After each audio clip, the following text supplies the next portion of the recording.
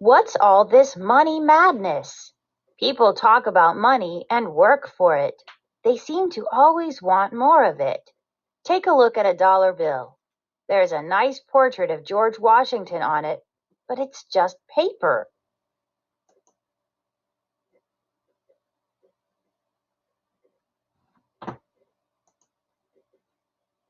Why do people want money?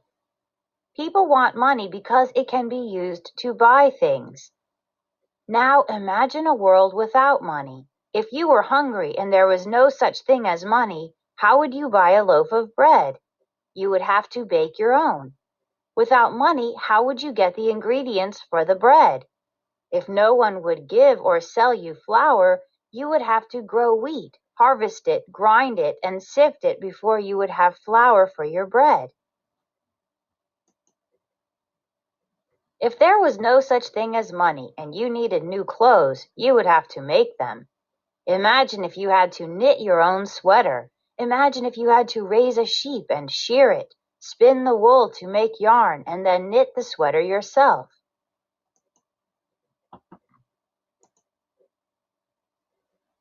There was a time before money. Long ago, people couldn't buy things. When they were hungry, they gathered berries and killed animals. When they were cold, they gathered wood for their fires. Before there was money, people gathered and hunted for what they needed. They were self-sufficient. Some people liked to hunt. They were good at it. Others were good at making clubs or clothing. Soon people traded one thing for another. A hunter traded with a food gatherer. A club maker traded with a clothing maker. A system of trading one thing for another is called bartering. Maybe you barter. Have you ever traded one toy for another? At lunch, have you ever traded an apple for an orange? That's bartering.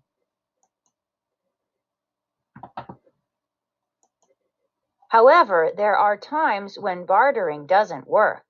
A hunter could trade an animal for berries, but how many berries? And what if the hunter didn't want berries? How would a baker trade for a house? How many loaves of bread would he have to trade? And why would anyone want so much bread?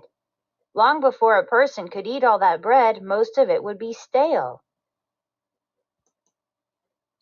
A hunter who didn't want berries might be willing to trade for them anyway if he knew he could then trade the berries for something he did want. A homeowner might be willing to trade her house for bread if she knew she could then trade the bread for something she did want. In those trades, the berries and bread would be a kind of money.